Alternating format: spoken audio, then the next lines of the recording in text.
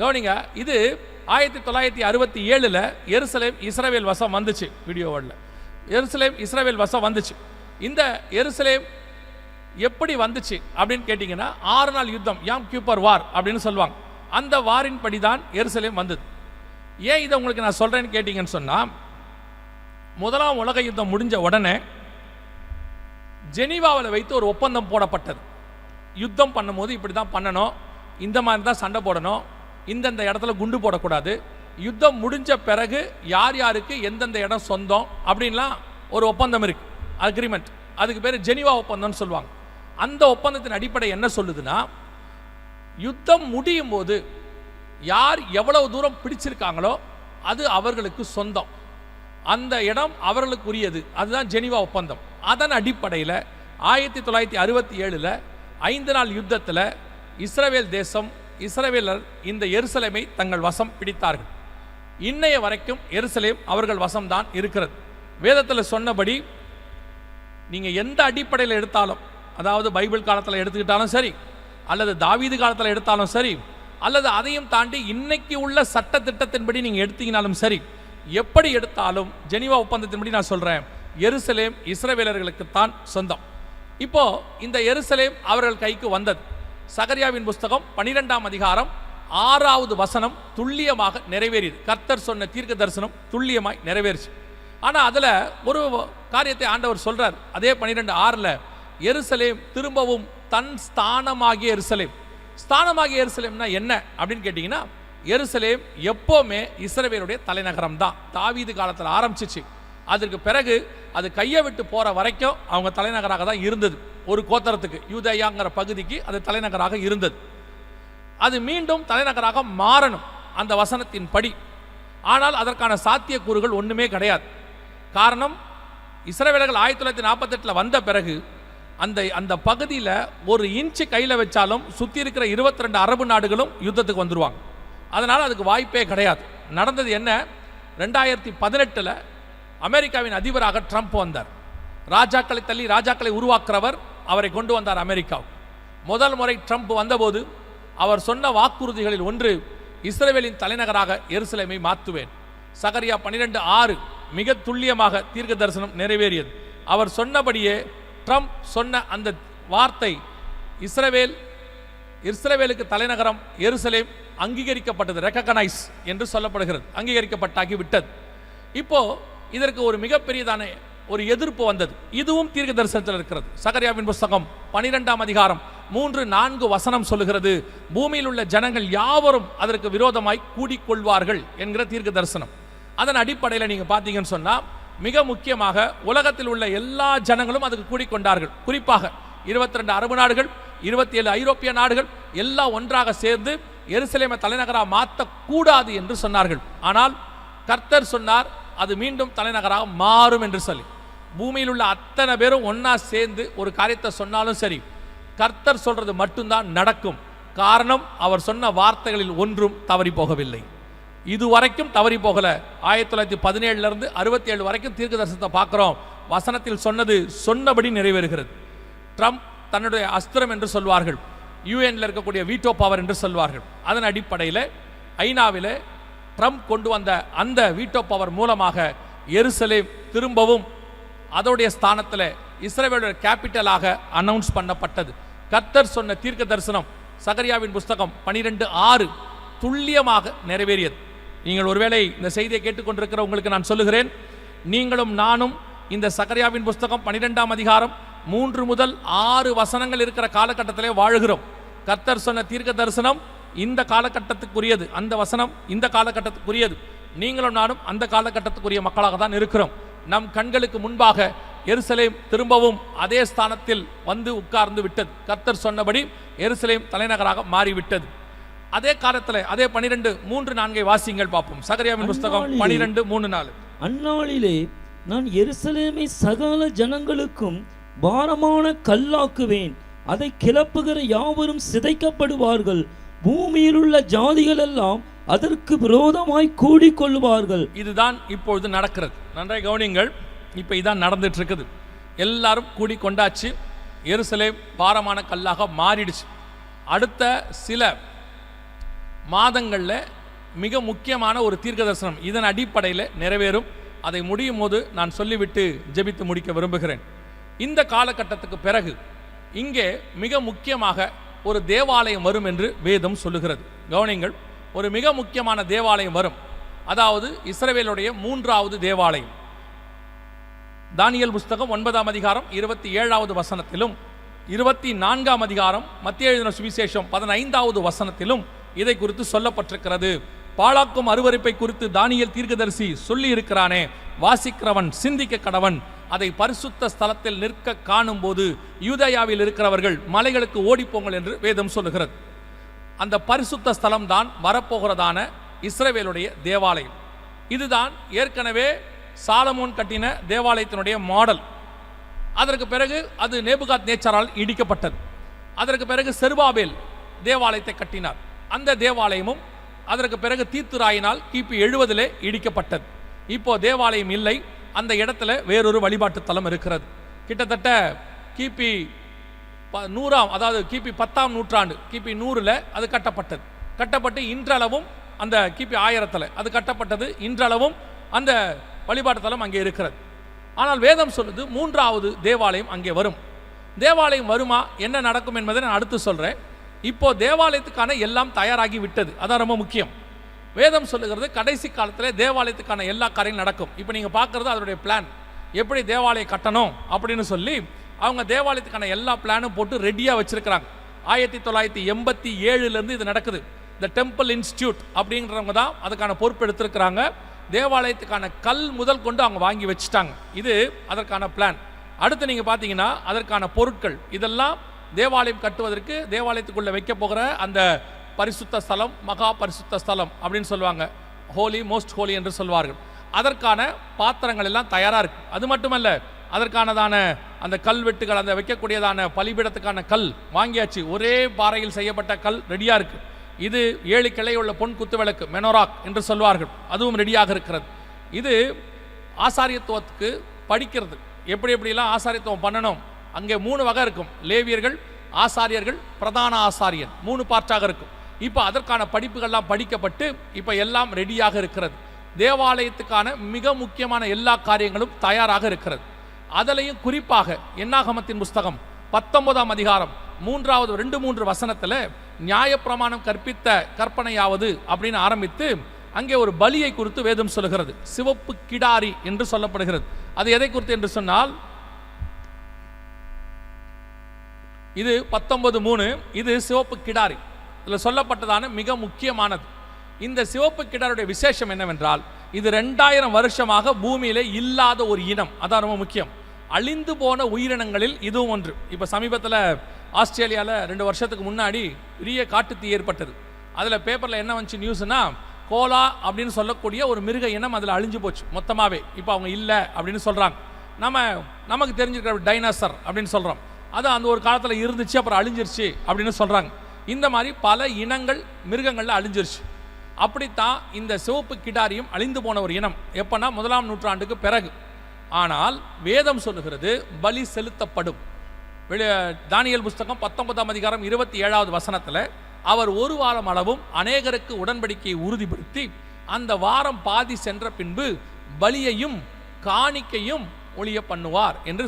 அப்படின்னா என்ன அர்த்தம் அப்படின்னு கேட்டிங்கன்னா, பலி என்று சொன்னால் சிவப்பு கிடாரி, இந்த பலி செலுத்தப்படணும் அப்படின்னா அந்த சிவப்பு கிடாரி இருக்கணும். 2000 வருஷமாக இல்லாத ஒரு இனம் இப்போ இருக்குது. அதை கொண்டு வந்தாச்சு. 2012 இதற்கான வேலைகள் எல்லாம் நடைபெற்றது. சிவப்பு கிடாரியா ஸ்பெயின் நாட்டில் இருக்கக்கூடிய ஒரு மாட்டிலிருந்து DNA யூதர்கள் உருவாக்கினார்கள்.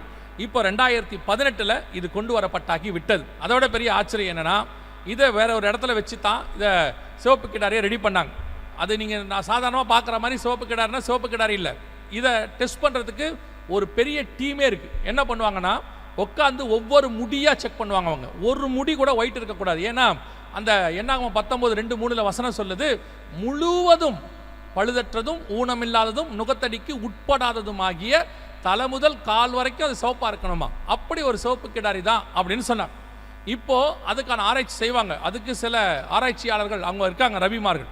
உட்காந்து அவங்க ஒவ்வொரு லென்ஸ் வச்சு பார்ப்பாங்க, ஒவ்வொரு முடியாக செக் பண்ணுவாங்க.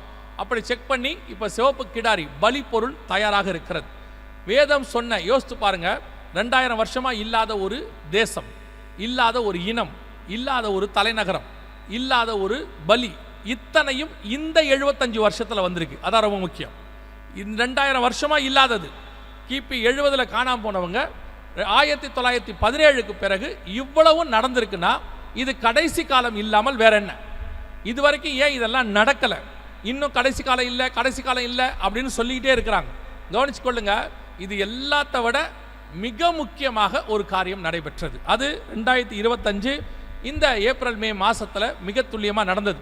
2010 நார்த் ஆப்பிரிக்கால ஒரு மிக முக்கியமான, முன்னாடி நார்த் ஆப்பிரிக்கால ஒரு மிக முக்கியமான காரியம், இதுக்கு முன்னாடி நார்த் ஆப்பிரிக்கால இது கண்டுபிடிக்கப்பட்டது. யாரு அப்படின்னு கேட்டீங்கன்னா, ஆச்சரியத்தில் மிக முக்கியமானது, லேவி கோத்திரத்துல ஆரோனின் வம்சத்துல ஆசாரிய பட்டத்துக்கு தேவையான ஒரு ஆளை கண்டுபிடிச்சாங்க. நார்த் ஆப்பிரிக்காவுக்கு ஒரு கூட்டத்தார் போயிருந்த போது அங்கே ஜபா ஆலயத்தில் ஒருத்தர் உட்காந்து தோரா வாசிச்சிருக்கிறார், அதாவது அவங்க வேதத்தை வாசிச்சிருக்கிறார். வாசிக்கும் பொழுது அவர் பார்ப்பதற்கு ஆப்பிரிக்கன் மாதிரியே இல்லை, அவர் வேற மாதிரி இருக்கிறார். அவருடைய ஸ்ட்ரக்சர்னு சொல்லுவாங்க, நம்முடைய முடி எப்படி மற்றவங்களோட வேற மாதிரி இருக்கும், கண் கருவிழி நமக்கு வேற மாதிரி இருக்கும், ஐரோப்பியர்களுக்கு வேற மாதிரி இருக்கும், அதே மாதிரி நம்முடையதான அமைப்பு, மூக்கு மொழி இதெல்லாம் வேற மாதிரி இருக்கும். இதுவே நீங்கள் ஆப்பிரிக்காக்காரங்களுக்கு வேற மாதிரி இருக்கும், சைனீஸுக்கு வேற மாதிரி இருக்கும், ஒவ்வொரு இனத்துக்கு ஒரு மாதிரி இருக்கும். அப்படி அந்த ஆப்பிரிக்காவுக்கு போகும்போது அந்த தோராவை வாசித்த அந்த மனுஷனுடையதான அமைப்பு ஆப்பிரிக்காவுடைய அமைப்பு அல்ல.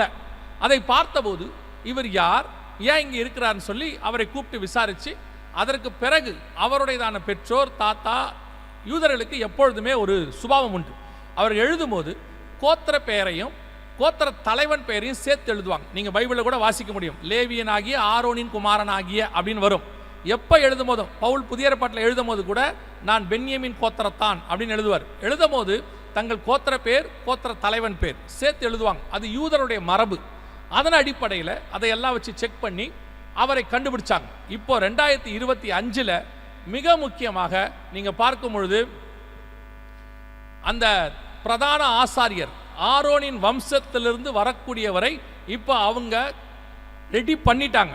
இவர் தான் இப்போ காட்டுவாங்க பாருங்க, அவரை ரெடி பண்ணியாச்சு. பிரதான ஆசாரிய பட்டத்துக்குவான எல்லா காரியங்களும் ரெடியாக இருக்குது. இந்த தீர்க்க தரிசனம் எங்கே இருக்குன்னு கேட்டிங்கன்னா, 44ஆம் அதிகாரம் எசேக்கியேல் புஸ்தகத்தில் ஆண்டவர் சொல்கிறாரு, 12-13 வசனங்களை நீங்கள் வாசிக்கும் பொழுது, என்னுடைய வாசலை காவல் காக்கிறதுக்கு சாதோக்கின் புத்திரர், லேவியின் கோத்திரத்தில் கொண்டு வந்த சாதோக்கின் புத்திரரை நான் கொண்டு வருவேன் அப்படின்னு ஆண்டவர் சொல்கிறார். அவர் சொன்னபடியே துல்லியமாக தீர்க்க தரிசனம் நிறைவேறியது. கவனிங்கள், 13வது வசனம், அவர்கள் எனக்கு ஆசாரியராய் ஆராதனை செய்யும்படி என் சமீபத்தில் வரக்கூடாது, அவர்களுக்கு பதிலாக யாரை கொண்டு வரும்னா சாதோக்கின் புத்திரரை நான் கொண்டு வருவேன். லேவி கோத்திரத்தில் 14வது வசனம், ஆலயத்தின் சகல வேலைகளுக்கும் அதில் செய்யப்பட வேண்டிய எல்லாவற்றுக்கும் நான் அவர்களை அதில் காவல் காக்கிறவராக இருக்க கட்டளை இடுவேன் அப்படின்னு இருக்கு. இப்போ அந்த கோத்திரம் கண்டுபிடிக்கப்பட்டாக்கி விட்டது.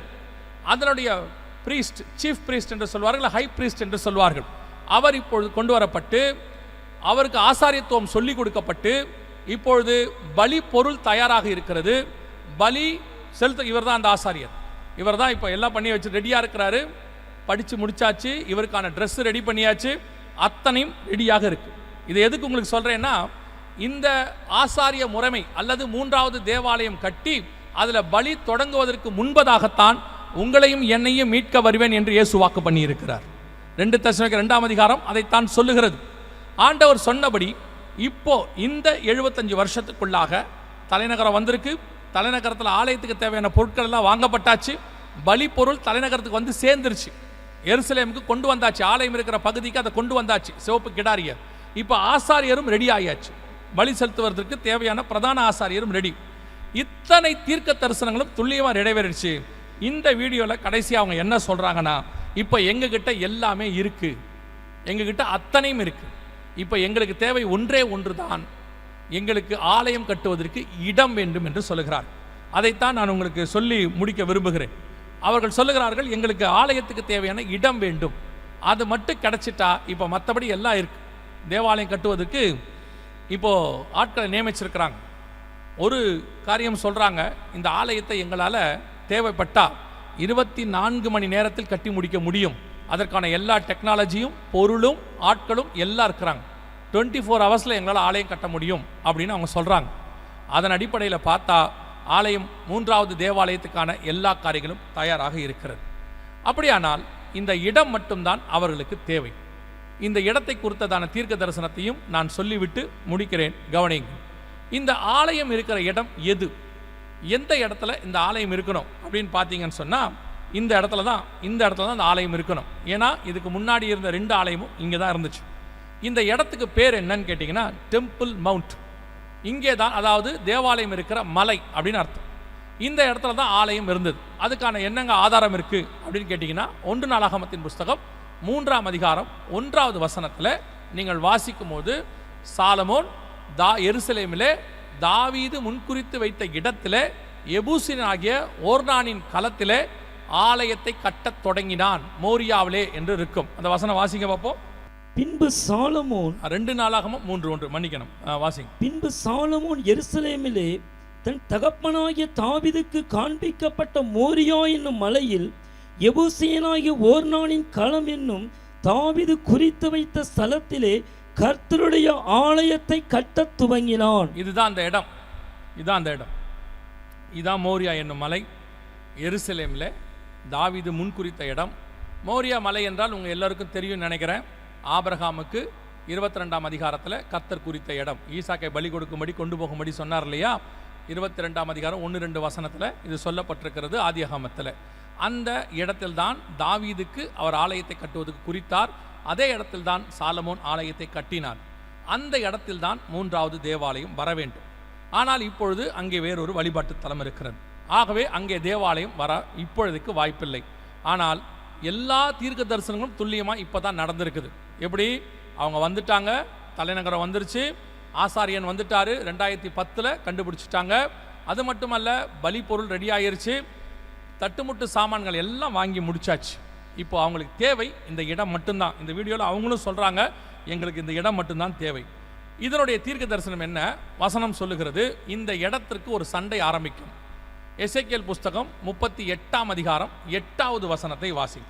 38 வாசிங்க.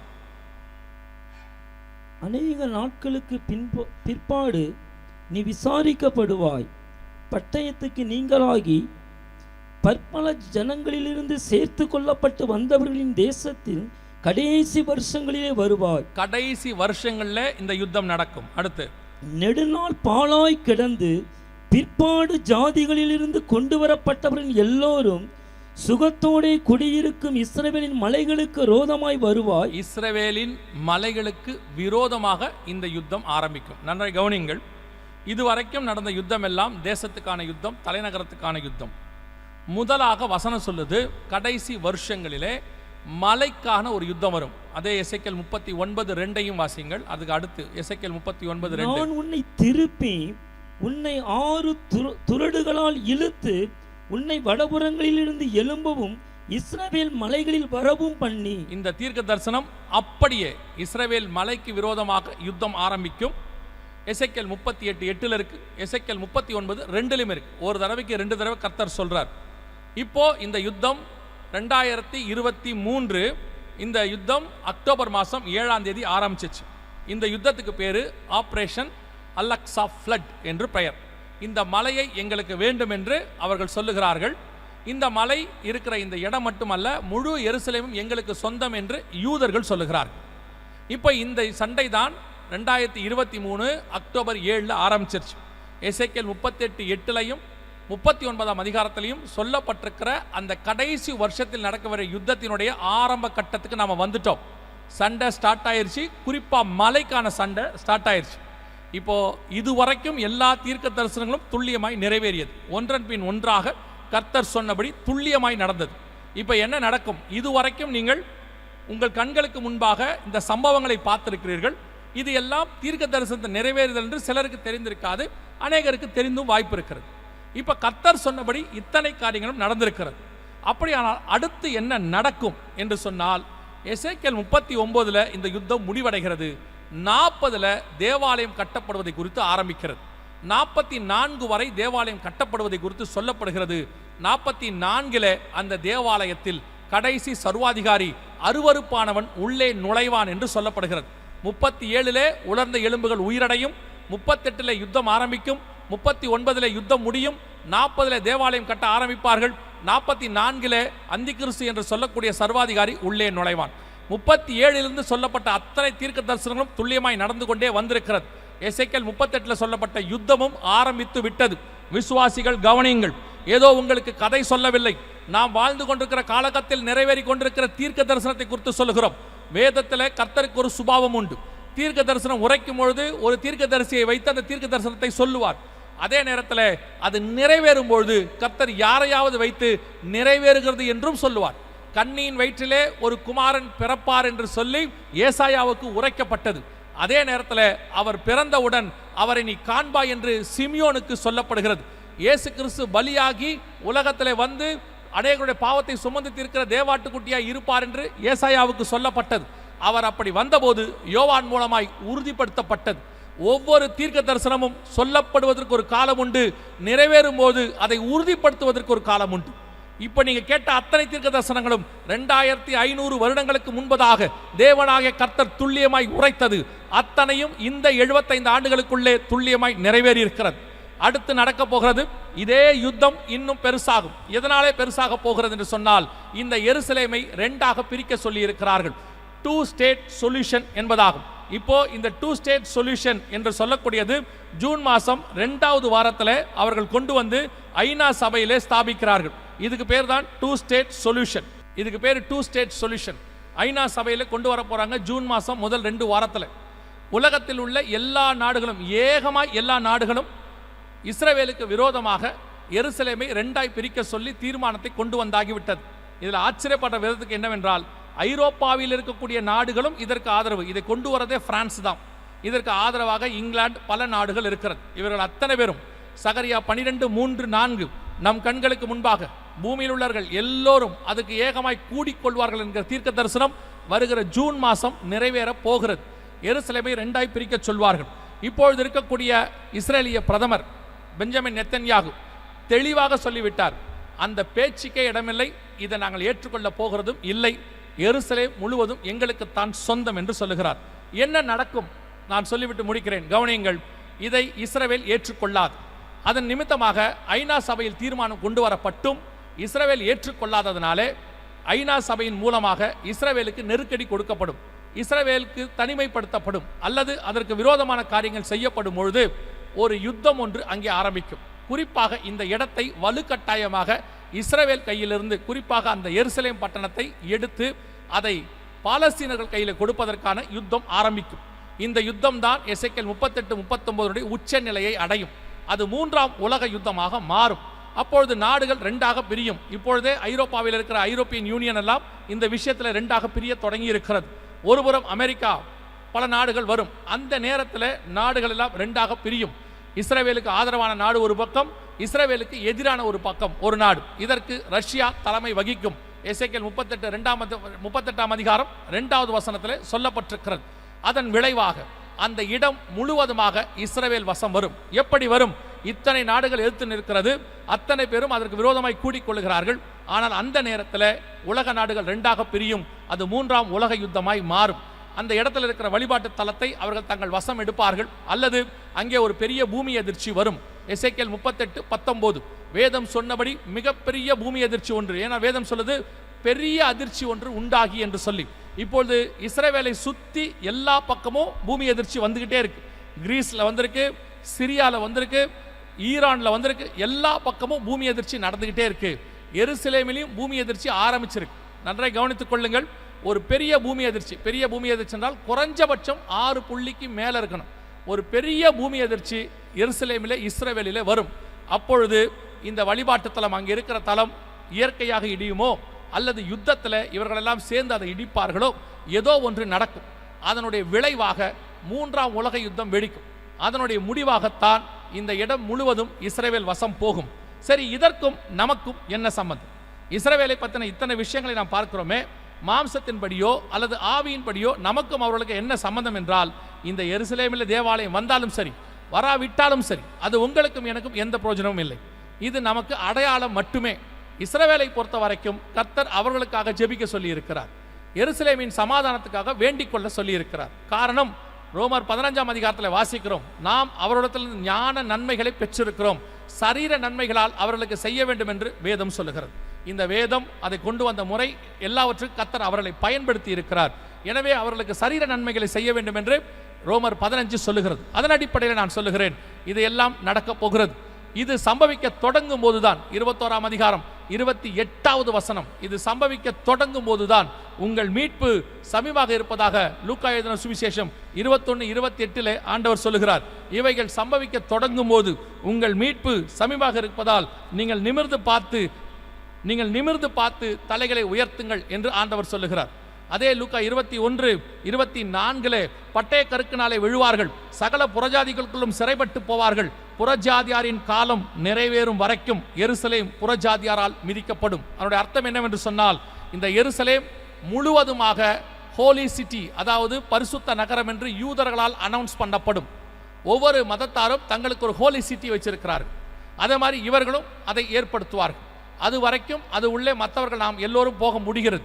ஆனால் அதற்கு பிறகு ஒருத்தரையும் அந்த பகுதிக்குள் விடமாட்டார்கள். அங்கே வேற எந்த வழிபாட்டு தலமும் இருக்காது, அவருடைய தேவாலயம் மட்டும்தான் இருக்கும். அதற்கான ஆரம்ப கட்டம் தான் இப்பொழுது வந்திருக்கிறது. இனி காலம் கண்டிப்பாக செல்லாது. நன்றாய் கவனித்துக் கொள்ளுங்கள். இந்த தீர்க்க தரிசனத்துடைய தொகுப்பு ஏறக்குறைய 100 வருஷம், இன்னும் துல்லியமாய் சொல்ல வேண்டும் என்றால் 77 வருஷம். அத்தனையும் இந்த 1.5 மணி நேரத்துக்குள்ளே உங்களுக்கு கர்த்தர் அறிவித்ததுக்கு காரணம் என்ன?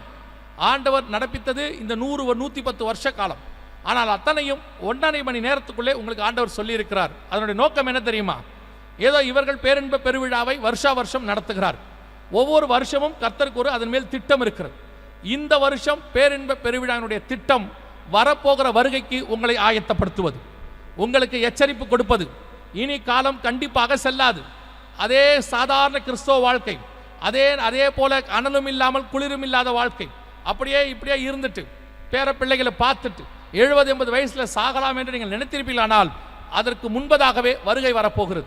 அதற்கு என்ன ஆயத்தப்பட்டிருக்கிறீர்கள் என்பதை கவனியுங்கள்.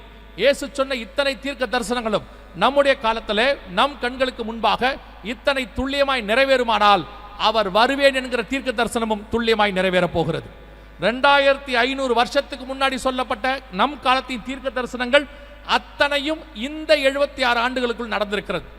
இல்லாமல் காணாமல் போன ஒரு இனம், தொலைந்து போன ஒரு மொழி, இல்லாமல் போன ஒரு தலைநகரம், அதோடு கூட அவர்கள் இழந்து போன ஒரு நியாயப்பிரமாண முறை, பலி பொருள், ஆசாரியத்துவம், அத்தனையும் இந்த 76 வருஷத்துக்குள் 1850 வருஷம் ஒரு இன்ச்சு கூட இதெல்லாம் இல்லை. ஆனால் இந்த 76 வருஷத்தில் அத்தனையும் வந்துருச்சு. அப்படின்னா யோசித்து பாருங்க, இது எவ்வளோ பெரிய முக்கியமான காலம். நீங்களும் நானும் அந்த காலத்துக்குரிய ஜனங்களாக இருக்கிறோம். அப்படியானால் நீங்களும் நானும் எவ்வளவு முக்கியமானவர் என்று பாருங்கள். அதனால தான் கர்த்தர் உங்களுக்கு அத்தனையும் தெளிவாக காட்டுகிறார். வேதத்தை பொறுத்த வரைக்கும், புதிய ஏற்பாட்டை பொறுத்த வரைக்கும், கண்டு விசுவாசிக்கிறவனிலும் காணாமல் விசுவாசிக்கிறவன் பாக்கியவான். ஆனால் இந்த காலம் மீடியா காலம், எல்லாத்தையும் பார்த்தா தான் நம்புவேன்னு சொல்ற காலம். அந்த காலத்தில் நீங்கள் பார்த்தாவது அவரை விசுவாசிக்கும்படி, தடவியாகிலும் அவரை கண்டுபிடிக்கும்படிக்கு என்று வேதம் சொல்லுகிறது. அப்படி நீங்கள் பார்த்தாகிலும் அவரை கண்டுபிடிக்கும்படி கர்த்தர் இவைகளை எல்லாம் உங்களுக்கு தெரியப்படுத்தியிருக்கிறார். உங்களுக்கு இது கொடுக்கப்படுகிறதான எச்சரிப்பு தான். பரலோக ராஜ்யம் பலவந்தப்படுத்தப்படுகிறது. மனம் திரும்புங்கள், பரலோக ராஜ்யம் சமீபமாயிருக்கிறது. ஆண்டவராக இயேசு கிறிஸ்து வெகு சீக்கிரத்தில் வரப்போகிறார். அல்லேலூயா. இனி காலம் கண்டிப்பாக செல்லாது. கர்த்தருக்கு சித்தமானால் அவரை சந்திக்கிற சந்ததி நீங்களும் நானுமாக இருக்கக்கூடும். இதற்கு முன்பாக மரித்த பரிசுத்தவான்கள் எழும்பும் போது நீங்களும் நானும் உயிரோடு கூட அவரை சந்திக்கிற கூட்டத்தில் காணப்படுவதற்கு நிறைய வாய்ப்பு இருக்கிறது. ராஜா வரப்போகிறார். ஆயத்தமாவோம், ஒரு கூட்டத்தை ஆயத்தப்படுத்துவோம்.